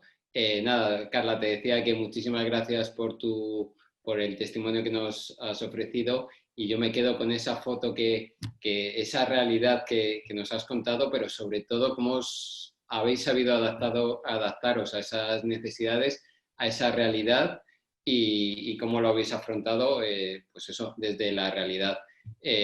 También te quería hablar de la Escuela Madrileña de Salud de la Comunidad de Madrid por ese tema de la alfabetización que contabas, de la alfabetización sanitaria. Desde la Escuela Madrileña de Salud ponemos a vuestra disposición todos los recursos con píldoras, cursos, actividades, etcétera. Muy importante también, acabas de concluir con lo del paciente experto y es una plataforma que tenemos abierta y como te comento, la tenéis a vuestra entera disposición. Muchísimas gracias. Bueno, pues muchísimas gracias a las tres, gracias Inmaculada, gracias María, gracias Carla. Me gustaría ahora que profundizáramos en cómo podemos contribuir a que esas buenas prácticas que nos habéis estado contando se puedan replicar. Y os lanzo la pregunta a las tres. ¿Cómo podemos lograr desde las administraciones que esas buenas prácticas, que la experiencia demuestra que funciona, se repliquen en los centros asistenciales? Inmaculada.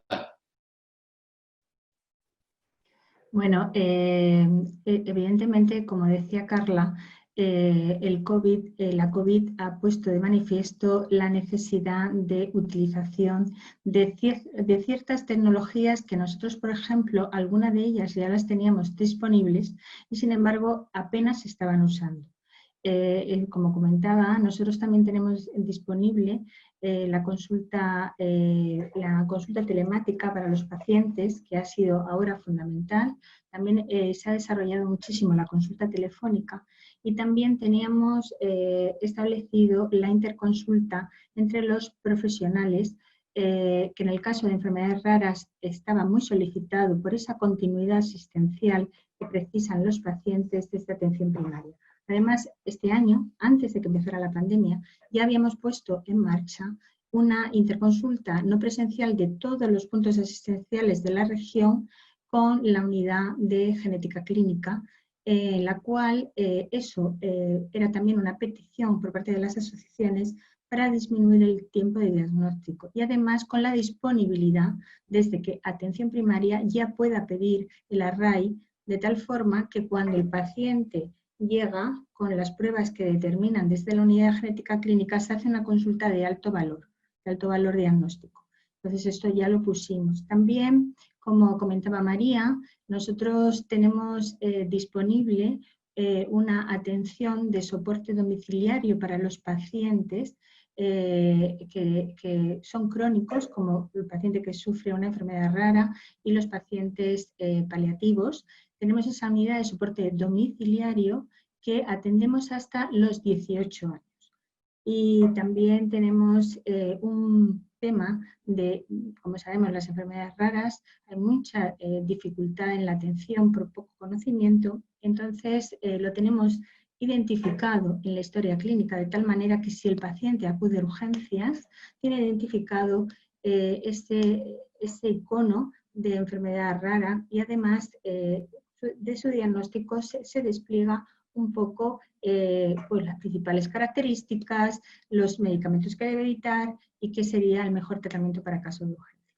Un poco todo esto, la verdad es que con todas estas situaciones se ha desarrollado mucho y ha favorecido que se incorporen tanto pacientes, familias y profesionales a esta buena práctica.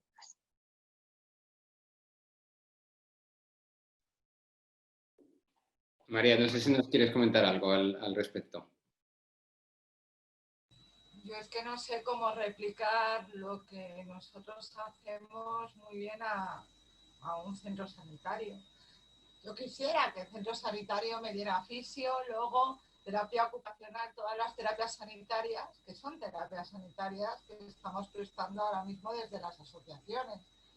Porque en educación tienes fisio, tienes un profesor de audición y lenguaje que no es logopeda y no tienes terapia ocupacional, solamente en aquellas entidades o aquellos colegios que son concertados de necesidades especiales. Entonces, a mí me gustaría que las asociaciones se dedicasen principalmente a su labor fundamental, que es la defensa de derechos y no a prestar los servicios que nos tendría que dar el sistema público por el artículo 46, que ya me lo he aprendido. A Rafael Pacheco también le tengo que localizar.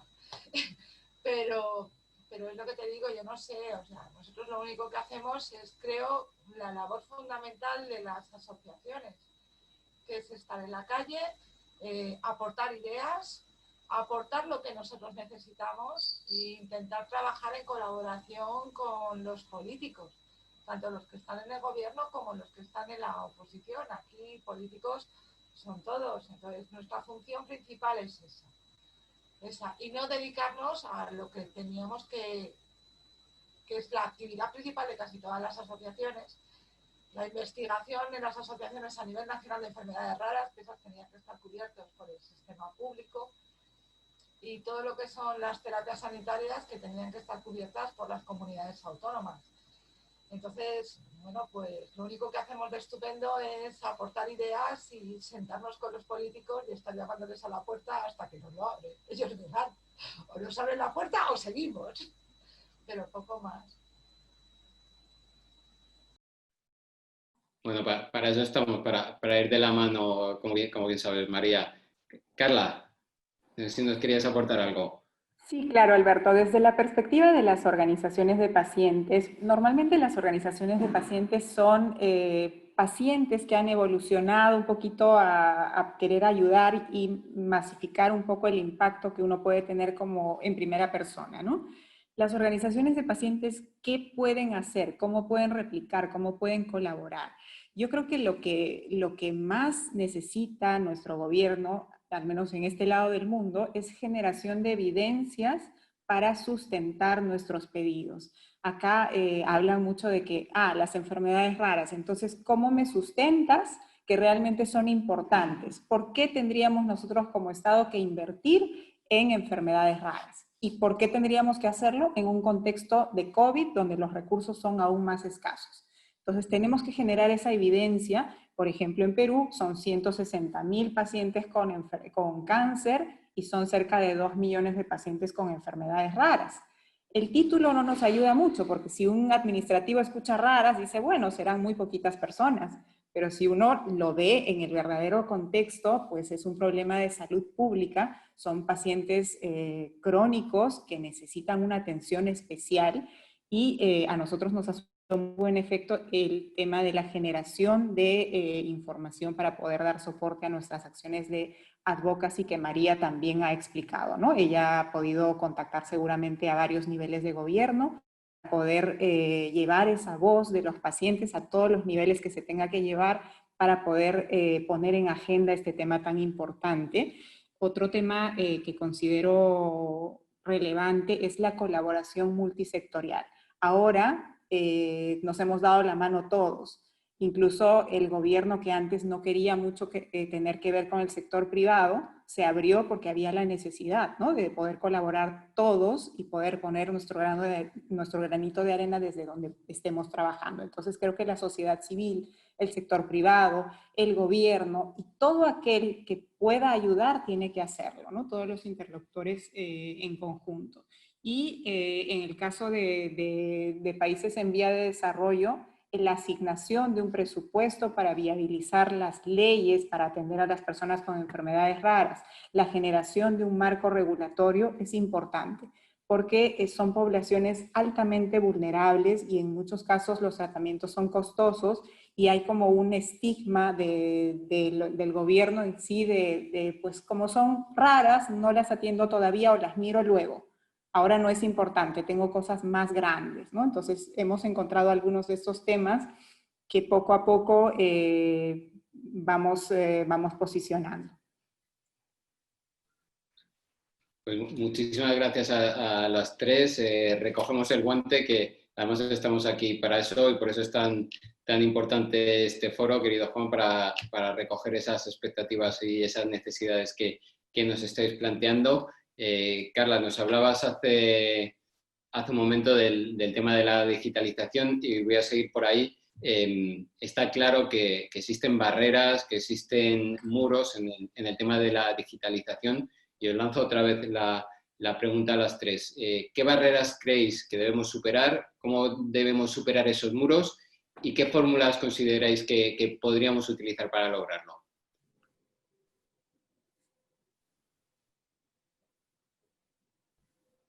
Si quieres, comienza tú, Carla, que nos has hablado de digitalización. Sí, barreras principalmente el acceso a las tecnologías por parte de los pacientes. En algunos casos los pacientes mayores no están familiarizados con el Internet o simplemente no tienen Internet, ¿no? En nuestro caso, 1/3 de la población accede a Internet, tenemos... Mira, un 31% nada más de la población que tiene una laptop o una computadora en casa. Entonces hay serias, en nuestro caso, serias dificultades aún en los hogares, aún relacionados con la pobreza, relacionados con la cobertura del Internet para poder tener un buen acceso a estas tecnologías. Del otro lado, del lado del gobierno, sí ha habido un avance muy grande. En pocos meses lograron implementar estos servicios y ponerlos a disposición. Sí hay oportunidades de mejora porque los pacientes refieren que quisieran a un médico de referencia, a su médico tratante, no simplemente a un médico que cuando tú llamas cambió de médico y luego el anterior no sabía qué te había dicho el otro y al final no tiene como una continuidad o no están viendo de manera integral al paciente. Entonces sí hay muchas oportunidades de mejora, pero creo que con todas las limitaciones se avanzó mucho.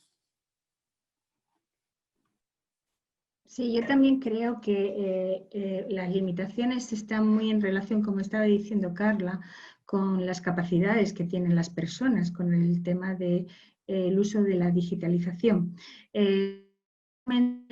Tenemos que también ver métodos adaptativos a las personas que tienen una enfermedad crónica, que tienen además una enfermedad que le produce discapacidad. Y entonces algunos métodos que tenemos digitales no tienen esa capacidad adaptativa De hecho, así nos lo refirieron, por ejemplo, para el tema de pedir cita COVID, etcétera, para ir adaptándolo a las distintas discapacidades que hay por parte de las personas que acceden al recurso. Por otro lado, también hay un tema que es verdad que la digitalización y estos métodos, como vemos, nos permiten tener una accesibilidad, pero tiene una accesibilidad también limitada en el sentido de lo que yo estaba comentando antes, de tenemos que aprender bien a poder realizar esa atención personalizada, centrada en la persona, con esta metodología digital, ¿no? Porque ya no tenemos es difícil transmitir ese mensaje empático, esa comunicación no verbal que tanto nos dice, y también es difícil de transmitir bueno, los sentimientos, ¿no? El contacto físico, sobre todo en esta parte, como en la parte que tú también vives, Carla, que somos latinos y que somos muy de esa necesidad de, como tú decías, ¿no? De continuar con el equipo multidisciplinar siempre que te atiende, con tu pediatra de siempre, con tu médico de familia de siempre, con tu enfermera de siempre. Es decir, todo eso, esa pérdida, pues creo que también es algo que tendremos que trabajar. Pero evidentemente ventajas tiene y creo que la COVID nos ha traído encima de la mesa esas ventajas y que profesionales creíamos que se iban a incorporar a estos nuevos modelos de atención, se han incorporado.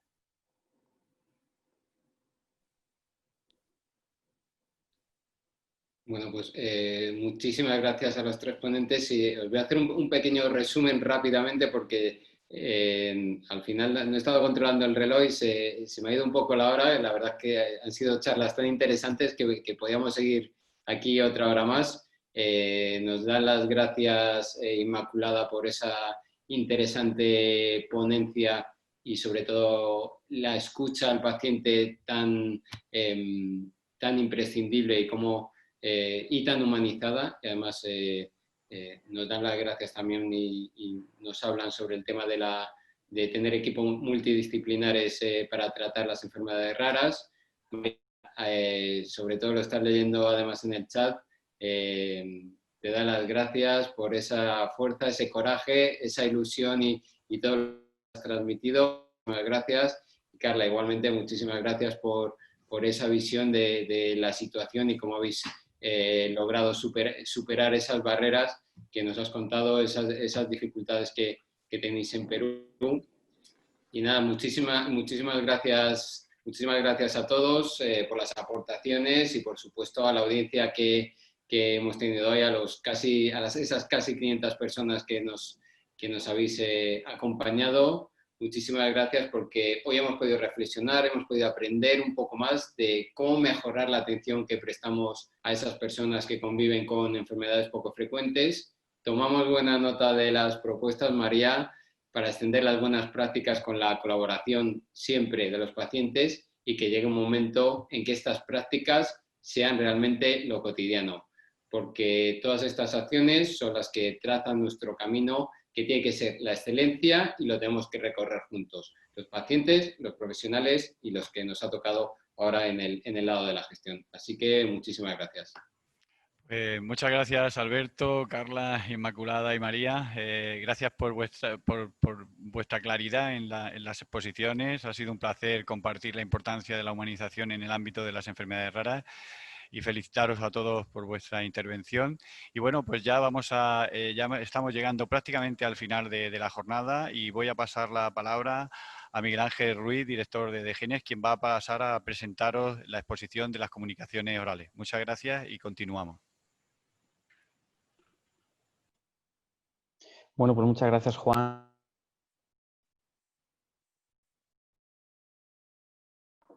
Muchas gracias, Juan, por tus palabras y, como bien has anunciado, vamos a proceder a la última etapa de esta jornada, esta segunda jornada del 13º Congreso Internacional de Enfermedades Raras.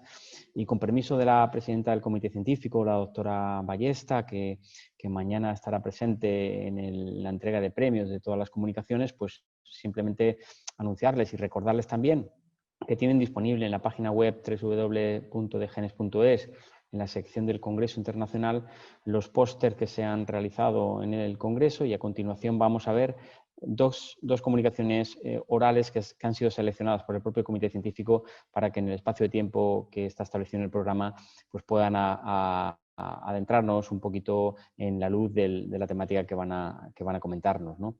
Por tanto, si nos pueden acompañar, por favor, Susana Gómez y Eva María Rodríguez, por favor, que se unan también a dicha mesa. Recordarles que tanto a Eva María Rodríguez como a Susana Gómez estamos en un momento de comunicación oral que disponen como máximo de 10 minutos para realizar su presentación, su comunicación. No va a haber turno de preguntas, ¿vale? Porque las comunicaciones están expuestas también para optar a cualquiera de los premios que en las bases del Congreso están establecidas y enunciadas, y por tanto pues simplemente recordarles el tiempo y la exposición que tienen que realizar. Va a intervenir en primer lugar la doctora Eva María Rodríguez Martínez. Eva María es facultativa, especialista del área de pediatría de la unidad de hospitalización domiciliaria y cuidados paliativos pediátricos del Hospital Virgen de la Risaca, aquí en la región de Murcia, y ella viene a disertar acerca de su comunicación que se denomina Transición en enfermedades raras, una necesidad a implementar. Cuando quiera, Eva María. Hola, buenas noches. Voy a compartir pantalla, un momentito. A ver.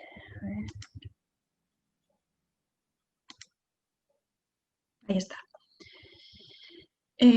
A ver, os voy a hablar, bueno, soy Eva, como ha dicho el compañero, de Virgen de la Risaca, de la Unidad de Cuidados Paliativos Pediátricos, y os voy a hablar de la transición en niños con enfermedades raras como una necesidad de implementar. Bueno, deciros primero que el número de adolescentes con enfermedades raras susceptibles de atención domiciliaria y cuidados paliativos pediátricos que sobreviven a la edad pediátrica pues cada vez es mayor, y gracias a la tecnificación y a los avances científicos que hay. Con lo cual nosotros suponemos pues que en el futuro va a haber mucha mayor carga asistencial en los equipos de adultos, con lo cual los proveedores de salud pues tendrán que tenerlo en cuenta y proporcionar pues, los recursos adecuados y tener un personal capacitado para poder atender a estos pacientes, de ahí la necesidad de implementar estos programas de transición. Vamos a hablar primero del concepto de transición, lo tenéis aquí en la diapositiva. La transición es un proceso planificado, anticipado y coordinado que tiene el propósito de abordar las necesidades médicas, psicosociales, educativas y vocacionales de los adultos y adultos jóvenes con enfermedades raras a medida que pasan de los sistemas de atención de salud centrados en el niño a los orientados a adultos.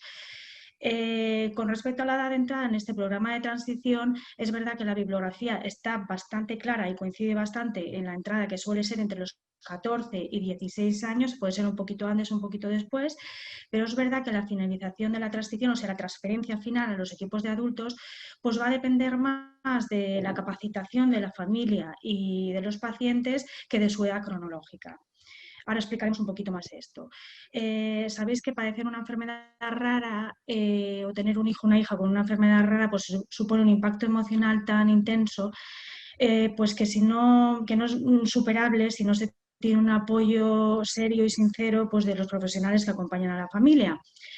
Entonces, en el caso de la atención pediátrica, los pacientes y la familia pues acaba teniendo pues, un vínculo emocional en positivo de larga duración con lo que es el pediatra, con lo cual, si no se realiza esta transición de una forma pues, planificada, organizada, ininterrumpida, de acuerdo con el desarrollo del niño, pues genera en la familia mucha desorientación, muchas dudas, acaba perdiendo la confianza en lo que son los equipos de adultos y es imposible de mantener la continuidad asistencial, que es lo que pretendemos con estos programas de transición.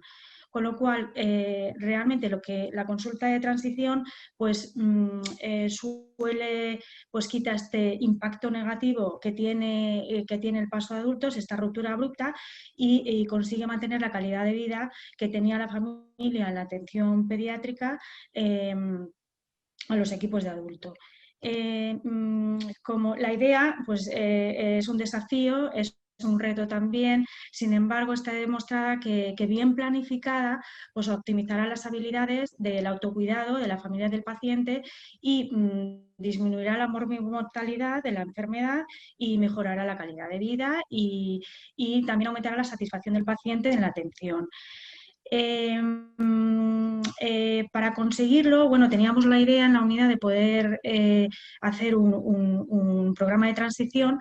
Se nos ocurrió la idea y sobre todo con la finalidad de mantener esa continuidad asistencial. Entonces decidimos desarrollar pues, una guía clínica en la cual pues, describiera el funcionamiento de la consulta de transición, hablase un poco del cronograma detallado de las tareas de los distintos profesionales, así como la secuencia del proceso y incluye también los documentos necesarios para realizar una buena transición y las escalas de satisfacción. Entre los recursos humanos pues tendríamos tanto del equipo de adultos como del equipo pediátrico, pues la enfermera, el pediatra, el trabajador social, el psicólogo, si hace falta un guía espiritual, y igual el homólogo del equipo de adultos, los recursos materiales, pues todos los fungibles y los dispositivos que necesiten los pacientes, así como el habitáculo y los ordenadores, los teléfonos, etcétera. Es un programa por pasos, la secuencia del proceso, como veis aquí va por pasos. Primero tendríamos que identificar, una vez que tenemos al niño que consideramos que va a pasar ya debe pasar a adulto, pues entonces iniciamos el programa de transición, identificamos si hay un homólogo que le pueda atender en adultos, que eso la verdad que por lo menos en la RISA sí que tenemos un homólogo, que son los cuidados paliativos de adultos, que no lo tienen en todos los hospitales nacionales, ni locales, ni bueno, eso es una, por lo menos nosotros sí lo tenemos. Entonces también hablamos con la familia y le decimos que si está interesado en iniciar un programa de transición, una vez que nos da su beneplácito, pues entonces ya hacemos una reunión multidisciplinar con todos los especialistas pediátricos y nosotros. Y de ahí sale como un plan de cuidados que será nuestro punto de partida. Con este plan de cuidados, que con todos los problemas y necesidades detallados del paciente, pues ya los ponemos con los paliativistas de adultos, de la atención domiciliaria y bueno, cambiamos impresiones, consensuamos ese plan de cuidados, ese problema y esas necesidades y de ahí ya empezamos las visitas conjuntas personalizadas con los especialistas pediátricos y los de adultos. Después de eso ya hacemos las visitas conjuntas con los compañeros de adultos, tanto a domicilio como a los médicos de atención primaria, pediatra y médico de adultos, y también las visitas en los centros escolares o de atención especial, donde van los niños. Y luego las visitas sucesivas pues serán semanales, mensuales, trimestrales, según se vea la necesidad y según se vaya capacitando a la familia.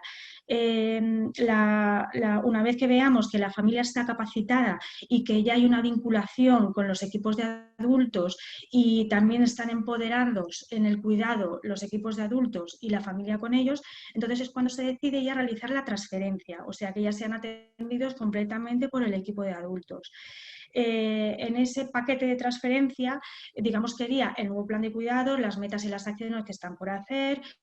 Luego también sería un informe psicosocial de la familia y se incluiría también una escala de satisfacción que nos vendría muy bien para evaluar el proceso. Aquí he puesto, bueno, nosotros hemos pensado coger esta escala de satisfacción que es bastante sencilla, que está cogida del Hospital Sant Jan de Déu de Barcelona, que la realizan con los niños con patología crónica compleja. Es muy sencilla y rápida de responder.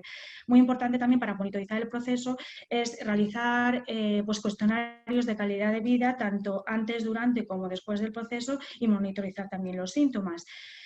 Esto es un poco complejo porque la variedad y la heterogeneidad de la sintomatología, como la calidad de vida, la afectación de los niños con enfermedades raras y el resto de los incluidos en la atención domiciliaria, cuidados paliativos pediátricos, pues es tan amplio que realmente no hay ninguna escala validada a nivel internacional de calidad de vida ni en niños con enfermedades raras ni en niños de enfermedades raras incluidos en cuidados paliativos, ni niños de todo tipo de unidades paliativas de atención domiciliaria, con lo cual yo ahí he escogido algunas, pero tenemos dentro del proyecto de nuestra unidad poder crear una escala de calidad de vida que se adapte a las necesidades de todos nuestros niños, que nos sirva para realizar una buena evaluación, que se pueda validar y que sirva también no solo para nuestra unidad, sino para las consultas de transición del resto de hospitales que hay a nivel nacional o internacional, si sale una buena escala. Bueno, pues esto es un trabajo y una ilusión que tenemos los de la unidad, a ver si podemos hacer lo posible. Tenemos escalas que hemos adaptado, pero bueno, que es verdad que no hay ninguna validada a nivel internacional, dentro de la generalidad, aunque sí específicas de condición, pero no generales. Aquí tenemos el algoritmo, el flujograma, como veis es un trabajo en red y bueno, multidisciplinar, que supone un compromiso importante de todos los especialistas implicados. Estos son los indicadores de evaluación que nosotros hemos propuesto, pero se pueden proponer otros más, pero son los iniciales que hemos propuesto. Y finalmente las conclusiones, pues vemos que el aumento de supervivencia de los pacientes con enfermedades raras pues ha supuesto un impulso para poder entender la necesidad de crear estas consultas de transición, que la transferencia de los pacientes no depende de su edad cronológica, sino de la capacitación de la familia del paciente, que para lograr el éxito es necesario el compromiso real de todas las partes implicadas, que aunque hay poca evidencia limitada de lo que son las consultas de transición, sí que se ha sugerido una mayor satisfacción y mejor calidad de vida de los pacientes, muy importante la monitorización a través de las escalas de calidad de vida y de síntomas, que hace también que se dé un trato individualizado a los pacientes. Y bueno, lo que esperamos nosotros con el programa de transición que tenemos en proyecto es hacer una transferencia adecuada del paciente con enfermedades raras, evitar el vacío existente que existe en la atención que durante el paso de los niños, que son que dejan la atención pediátrica, la atención de adultos, aumentar el nivel de satisfacción de calidad de vida de los pacientes y de las familias y, bueno, sobre todo sensibilizar a la administración de la importancia de este programa y que invierta más en poder llevar a cabo estas consultas de transición. Y bueno, eso es todo. Espero haber podido transmitir por lo menos la ilusión en este programa de transición y de la necesidad de implementarlo. Ya está. Pues muchas gracias, Eva, por tu vosotros, clara y brillante exposición y además por limitarte al tiempo exactamente que te demandábamos. Lo he ensayado para no durar mucho, porque si no hubiese estado aquí tiempo. La verdad que creo que en la organización debemos a veces valorar pues, que las comunicaciones científicas no se limiten a los minutos que he anunciado, ¿no? Con anterioridad, porque realmente contáis cosas tan interesantes y además con tanta utilidad y transferencia práctica que realmente, como opinión personal, me parece totalmente injusto que a veces demos tan poco tiempo para que podáis explicarnos el trabajo que queréis o que estáis realizando ya, ¿no? Bueno, si yo os he transmitido mi ilusión por este programa, pues ya con eso estoy satisfecha. Muy bien, pues muchas gracias, Eva. Y a continuación va a tomar la palabra Susana Gómez Redondo. Susana es doctora en Educación y profesora del Departamento de Pedagogía de la Facultad de Educación de Soria, adscrita a la Universidad de Valladolid, además de ser miembro de un grupo de investigación con reconocida trayectoria dentro de la investigación social y salud en enfermedades raras. Aparte de ello, también es escritora de literatura infantil. Así que cuando quiera, Susana. Hola, buenas tardes. ¿Se me escucha bien? Sí, perfectamente. Sí, vale. Bueno, primero de todo, un agradecimiento rápido porque tenemos poquito tiempo, pero no es profundo, a pesar de que sea rápido. Primero a DGENES y a todas las asociaciones en general, porque creo que realicéis una labor insustituible. A DGENES por crear este espacio de encuentro, que es necesario siempre, pero más si cabe en este tiempo en el que acortar distancias parece imprescindible más aún. Y por supuesto por dejarnos compartir este foro de cercanías, ¿no? Para contextualizar un poco, como comentabas, pertenezco al grupo de investigación, Unidad de Investigación Social en Salud y Enfermedades Raras. Llevamos trabajando unos 3 años, somos jovencitos. Entonces, es fruto sobre todo del tesón y el compromiso de su director, que es junto con él con el que presento la comunicación, Juan Coca, que está, espero, detrás de otra pantalla. Y ¿por qué la unidad? Pues la unidad nace, bueno, con la sensación de que había una laguna que cubrir, no porque no se esté haciendo, sí que se está haciendo, pero sí que se contribuye a dotar de compromiso investigador en los aspectos sociales relacionados con las enfermedades raras. Veíamos que la investigación relacionada con el ámbito sanitario, con el ámbito médico, ha avanzado considerable y afortunadamente, sobre todo en los últimos años, en las 2 últimas décadas, pero creemos que no ha sucedido lo mismo con lo social y más específicamente con el ámbito de lo socioeducativo. De hecho, cuando realizamos búsquedas en investigaciones de datos, de investigación, en bases de datos, perdón, de investigación, se puede comprobar la afirmación, ¿no? Sin embargo, hay que decir, hay que romper una lanza porque creo que cada vez hay más propuestas y más grupos de trabajo realizando esfuerzos de calidad en esta línea, pues en el País Vasco, la Universidad de Baleares, la gente de Burgos, la propia Universidad de Murcia, que por citar algunos de los ejemplos que nos pillan más cerca, ¿no? del ámbito educativo en el área nacional. Y bueno, este foro también es una muestra de ello, porque habéis dedicado una buena parte de contenidos a los aspectos socioeducativos y es de agradecer. Pero todavía falta mucho camino por recorrer en este ámbito y sobre todo si lo comparamos pues, con áreas que tienen una investigación, una tradición investigadora en la materia bastante más amplia, ¿no? Bueno, este proceso tiene una lógica evidente, hay una urgencia de paliar, lógica de minimizar el impacto de la salud que una enfermedad rara tiene en un paciente y en sus familiares. Pero bueno, es deseable que a esta innegable urgencia e importancia se una también la importancia socioeducativa. Y cuando hablamos de socioeducativa hablamos de relación con los pares, de los aspectos de ocio también, de algo que las propias voces de las personas afectadas y de los familiares reclaman, ¿no? Entonces, bueno, es el ámbito un poco por contextualizar donde nos movemos. Nuestro punto de partida es transdisciplinar, no podía ser menos, abarcamos una realidad compleja, el ser humano lo es, y la pretensión es contribuir no solo a investigaciones meramente académicas, sino a la tarea común de caminar juntos hacia una sociedad más equitativa. Creemos que tenemos que hacer, que decir y que aprender de esto bastante, ¿no? Dicho esto, pues bueno, señalamos que muchos de nosotros damos clase en facultades de educación y esto nos da nos formatea de algún modo intereses comunes. ¿A dónde nos lleva esto? A entender que es esencial no solo la formación permanente del profesorado, talleres de extensión universitaria, cursos, congresos de este tipo y claro, en el ámbito en el que nos toca, y aquí entramos más directamente en la cuestión de la ponencia, en la formación inicial de los docentes, en los estudiantes de educación, los que van a ser futuros docentes, ¿no? Porque creemos que es un escenario ideal para impulsar y para diseñar, para consolidar cambios, mejoras y formar profesores no solo bien intencionados sino también, y comprometidos, sino también profesionales reflexivos y bien formados, ¿no? En el ámbito de las enfermedades raras y de la inclusión. Pues bien, de una manera u otra hemos puesto en marcha diversas acciones con nuestro alumnado. Nos interesaba en este ámbito y nos interesa y mucho detectar las percepciones, las representaciones sociales, los conocimientos, los prejuicios a veces que nuestros estudiantes, los futuros profesores, tienen sobre las enfermedades raras.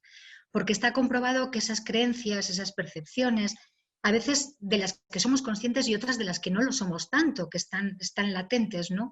Ni siquiera sabemos que están, esas percepciones que los docentes tienen sobre un tema influye cuando no determina el quehacer docente. Entonces, preguntas como ¿qué entendemos por diversidad? ¿Qué entendemos por inclusión? ¿Qué por equidad? ¿Cuáles son nuestras creencias? ¿Cuáles nuestros prejuicios? ¿Cuáles nuestros miedos a la hora de afrontar determinadas situaciones en las que no estamos formados? A la hora de afrontar una diversidad real, más allá de lo teórico. ¿Qué sabemos de las enfermedades raras, de quienes las padecen, de sus familias? Todo pensábamos que era esencial para que las acciones didácticas desemboquen en buenas prácticas educativas y, muy importante, por sistematizarlas. No pueden, insisto, depender de la buena voluntad del docente de turno e ir un poco más allá, lograr políticas educativas de una verdadera inclusión que la respalden. La investigación que pusimos en marcha se incluye en este ámbito, que es el desarrollo de una web sobre enfermedades raras o de baja prevalencia como herramienta sociodidáctica en el aula de educación superior. Entonces, esta investigación, que está incluida en ese ámbito de detectar percepciones y conocimiento, se complementa en este caso con la puesta en marcha de una página web como herramienta socioeducativa para educadores y futuros educadores. El objetivo final, mostrar esa herramienta basada en el uso de las nuevas tecnologías de aproximación a las enfermedades raras o de baja prevalencia. ¿De dónde partimos? De detectar el conocimiento y las representaciones sociales que los futuros docentes tienen sobre esas enfermedades raras y analizar esta percepción relacionándola también sobre la web como posible herramienta educativa para incrementar el conocimiento y trabajarla en el aula. Como metodología se estructuró en 3 fases. Se aplicó a alumnos que han sido en total hasta ahora 85, repartidos en 2 cursos. Aproximadamente el 41% son mujeres y el 44% son varones, que no suele ser lo habitual porque hay una gran feminización en la educación, pero en este caso, con lo cual habría que contrastarlo con futuras investigaciones. El grupo es homogéneo en cuanto a edad por razones lógicas, rondan los 19 años, y la investigación se estructuró en 3 fases. Primero, detectar la autopercepción sobre el conocimiento que los estudiantes del grado de educación primaria del campus de Soria tienen sobre las enfermedades raras a partir de un cuestionario de valoración de 0 a 10. En la segunda fase fue la elaboración autónoma de una web sobre enfermedades raras como herramienta educativa. Se partía de un análisis observacional y finalmente se contrastó con un posterior análisis observacional y autoevaluación después de anónima del alumnado. Como resultado es decir que los informantes tienen un conocimiento bajo o muy bajo sobre las enfermedades raras. La media de autoevaluación es de 3,05 sobre 10, la mediana es de 3. En la elaboración de las webs se potenció por reducir, se optó por reducir al máximo las orientaciones del docente. El enfoque sociodidáctico estaba asentado en la búsqueda de autodeterminación del estudiante y del futuro profesor y el establecimiento de un diálogo entre el proceso educativo y el sistema social. O sea, era tratar de que el proceso se quedara muy claro, que los alumnos fueran muy conscientes de esa imbricación entre lo social y lo educativo, romper un poco la idea del aula como caja de huevos, ¿no? Que decía Invermont, que no traspasa el marco aulario. Bueno, eso al final, como reflexiones didácticas que no vienen al caso, sí que nos sirvió para categorizar un poco diferentes grados de autonomía entre nuestros estudiantes y futuros docentes, que eso sí que puede ser interesante para futuras investigaciones, el grado de autodeterminación y de gestión de incertidumbre y de ansiedades a la hora de tratar situaciones nuevas en el aula. Y como conclusión se confirmó una vez más la necesidad de trabajar percepciones, representaciones y conocimientos sobre las enfermedades raras en la formación inicial del docente, junto a la autodeterminación de los futuros profesionales. Es importante a la hora de gestionar incertidumbres y ansiedad y miedos que los docentes a veces manifiestan a la hora de enfrentarse a situaciones en el aula nueva. Los estudiantes también valoraron positivamente la web como herramienta formativa y sociodidáctica en el propio aula y en sus futuras aulas. Y creo que he acabado. Muchas gracias por la escucha. Pues muchas gracias, Susana. Lo mismo que le he comentado a Eva, muchas gracias por limitarte al tiempo de exposición y suscribo lo anteriormente dicho, ¿no? Que deberíamos plantear a los comités, tanto organizador como científico, pues que tuvieran un tiempo más o menos acorde a lo valioso que como algunas personas o participantes están comentando en el chat están diciendo, ¿no? Además, en su caso, pues también el tema del educativo pues, es realmente importante y por tanto, como bien ha mencionado, en el campo de las enfermedades raras es una necesidad perentoria, ¿no? Muchísimas gracias a los dos por vuestra comunicación. El comité científico me consta que está tomando nota de ello y simplemente recordarles que por favor estén presentes mañana en la entrega de premios, que junto con el resto de participantes que han presentado póster al Congreso, pues podrán de alguna manera pues, valorar todo el esfuerzo que sin duda han realizado. Así que muchas gracias. Mil gracias. Y nada más, al resto de participantes... Gracias a vosotros. Simplemente recordarles al resto de participantes que mañana jueves terminaríamos la tercera jornada de este 13º Congreso Internacional de Enfermedades Raras, que les esperamos a las 4 de la tarde en horario español. A las 4 empezaremos a hablar de recursos para personas y para asociaciones de personas, nunca mejor dicho, con enfermedades poco frecuentes. Posteriormente hablaremos de algunas buenas prácticas en materia educativa y finalizaremos con la entrega de premios a las comunicaciones, tanto en formato póster como oral, y haremos clausura del propio congreso con las autoridades pertinentes. Por tanto, animarles a que avancen en la medida que puedan y mañana a las 4 nos volvemos a ver. Muchas gracias por todo.